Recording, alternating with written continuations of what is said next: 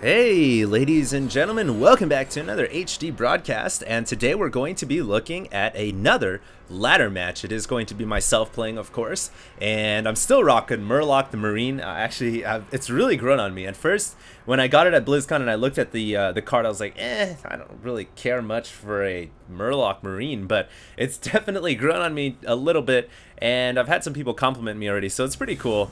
But anyways, this is going to be a ladder match, currently ranked 17-13, as you guys just saw there, and it is going to be counting down, so here we go. And it is going to be a Zerg versus Zerg. So my opponent does have the Hydralisk portrait, which I just got a couple of days ago. I got the Hydralisk portrait and I was rocking the portrait. I was like, oh yeah, awesome. It shows I have 100 wins now. And then I downgraded to Murloc the Marine. Murloc the Marine. I guess that's the name of. Wait, I have the card right here. It's called Murloc Marine, StarCraft 2 portrait. So that's that.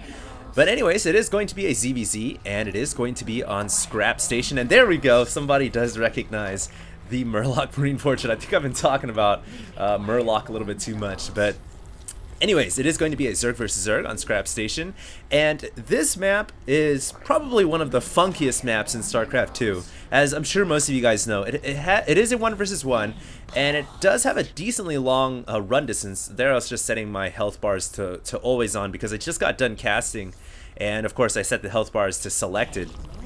So anyways, as you guys can tell, that this map does have it is 1 versus 1 and has a somewhat long run distance, so it's always kind of a coin flip whether or not you want to go with a 14 hatch or if you want to go with a 14 pool.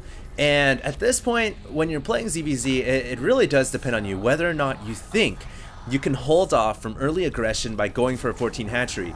You have to keep in mind that this map does have a shared ramp that kind of goes towards either your main or to your natural, and if you think you can hold it off with creep and with roaches and queens or maybe even spine crawlers, then by all means go for the 14 hatch. But I really think if you want to just play safe and standard, and I always say my saying is play safe, don't try to be the nail that sticks out, because that's the nail that will get hammered down. Play safe, play standard, it's always the best way to play. So my strategy here was go for 14 pull, and I'm getting my scouting worker in, and he is going to be going for 14 pool as well. So I'm going to be a little bit behind him, but really it doesn't make too much of a difference. And with my scouting drone, what I typically like to do is use it to harass the workers. And one little trick that Zergs don't really know about is you can actually plant down a spine crawler at the edge of the creep, and your opponent can't see it, but there my opponent wisely kills off my scouting drone, so I actually could not micro it out of there. So I will send another drone out. All too often players, they lose their scouting drone, they're like, oh, whatever, I don't care about it, I don't care about scouting. But really, as I've shown in a lot of my tutorial videos already, scouting is absolutely key to winning, especially in a mirror matchup. You have to know what your opponent is doing. And I think the last video I did was a Zerg, or maybe the video before that I did a ZVZ already.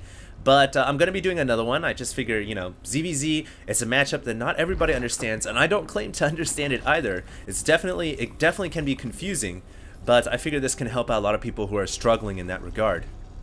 So, as you guys can see, moving my scouting drone once again, and I am going to be throwing a spine crawler at the edge of my opponent's creep. Why do I do this? It's very difficult for your opponent to scout that if you put at the edge, but it looks like my opponent did indeed see it. So it's not cheesy, it's rather, I use that to force your opponent to pull drones off the line and use Zerglings to attack the spine crawler. And if they bring the spine crawler to low health while it's morphing, you can cancel it, you can build another one. But I lost my first drone, so I wasn't really able to do that right away, and so that second spine crawler didn't work out as expected. But no big deal, I can cancel it, I can bring it back, and I only lose 20-25 minerals, so it's not a big loss. Now, as you guys can see, I did get a Roach Warren, and as soon as the spawning pool finished, I also have gas mining, so I am going to be converting into a Roach build, which in my opinion is the best build of all. Roaches are very, very good in ZVZ, as I've shown in my past ladder match that I did, and it's still the staple unit of choice. My opponent there was pretty smart. He used his Zerglings, picked off the drone that I pulled all the way back, so I did lose a second drone. So my opponent is a little bit ahead, but nothing that you can't overcome with better fundamental mechanics, better skills, better mechanics, and better overall execution of your strategy. So if you have your build order down, you're usually able to overcome any deficit, because you can bet that your opponent, nobody is perfect when you play StarCraft. It's if you were perfect, you'd be a robot. If you were a robot, you could probably be the best player in the world. But I've heard that even the best programmers cannot make a computer play a perfect chess match, and so likewise, you can't make a computer play a perfect match of StarCraft 2. So anyways, as you guys can see, I am throwing down the Evo Chamber. The reasoning for this is because you do want to get upgrades. Upgrades are absolutely paramount in mirror matchups. They can definitely make all the difference. And the reasoning why I threw down the Evo Chamber this early on was because I did scout with my Overlord, and I saw that my opponent was getting an Evo Chamber as well. He still has not grabbed this expansion yet. Notice on the minimap where my Overlords are placed, I'm able to see if he ever decides to grab that natural. And so my opponent doesn't have a natural, he has an Evo Chamber. More likely than not, he's going to try to bum rush me with roaches off of one base, and then try to basically end the game with a one base roach attack with probably +1 weapons. So I'm just gonna mirror him tick for tack, and I'm gonna play his exact build. And I have the confidence, I feel like, even though I'm going to be mirroring him and copying his exact moves, I feel like I have the better mechanics and the fundamentals in order to come out on top. So we'll see if that's the case. You guys can see my opponent does have the Evo Chamber. He's teching up to lair. He has quite a few roaches, so he has been producing roaches, and I've been producing roaches just to keep up. So right now, the game from both of us, exactly identical builds. Also keep in mind, I am spreading the creep out. Creep spread, absolutely vital in Zerg versus Zerg, because although it does give your opponent a bit of an edge when they walk on your own creep, it gives you vision, and vision is huge because it'll spread the creep out as far as possible, and that vision can really come in handy. So, as you guys can see, I am throwing down 2 spine crawlers. This is because I've decided I'm going to throw out 2 crawlers and then drone up as hard as I possibly can. And I was a little worried when I saw the number of roaches my opponent was fielding. So he does have a little bit more roach numbers than me, and that's probably due to the small edge that he was able to get by killing off 2 of my drones. First the scouting drone, and then the second drone, which kind of ran all the way back after building a spine crawler. So as you guys can see, my opponent also has a hatchery down, and I don't want to fall behind in economy. I'm going to go ahead and get my own hatchery at the same time. My opponent is a little bit quicker on the draw, but you have to remember that in StarCraft 2, it's all about hitting those timing windows.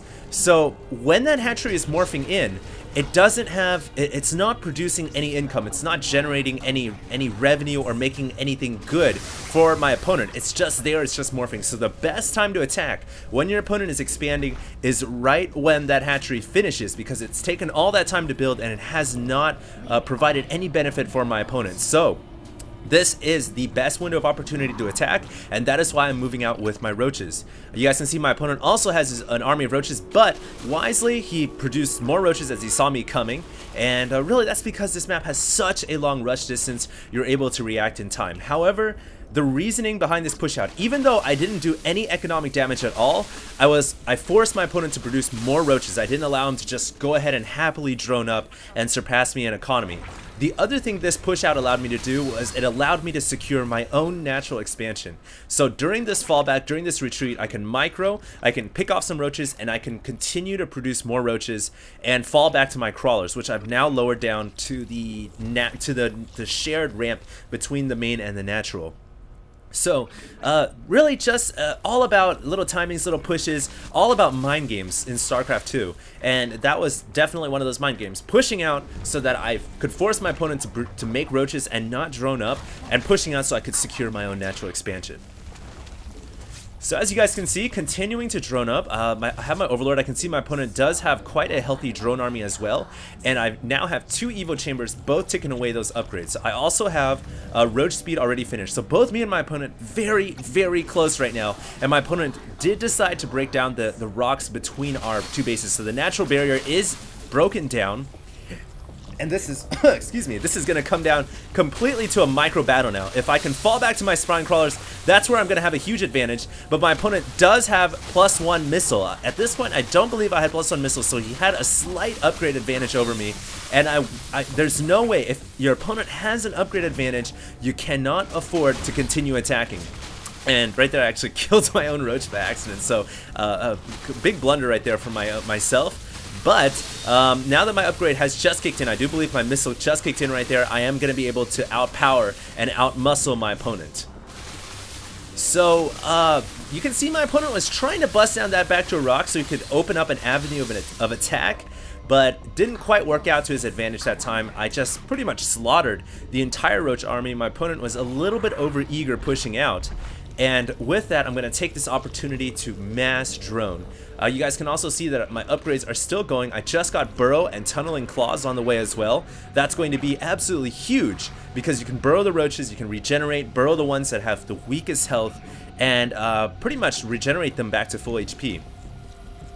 Now, it looks like my opponent has continued to produce roaches, so he has not been joining up. He's tried to replenish his army, and he's once again going on the offensive. So this, I feel like, is a little bit over eager for my opponent. I can dance around, fall back to my spine crawlers if necessary. My crawlers will get some free pot shots, but it looks like my opponent finally breaks down the rocks, and like that, I will have to pull the drones away.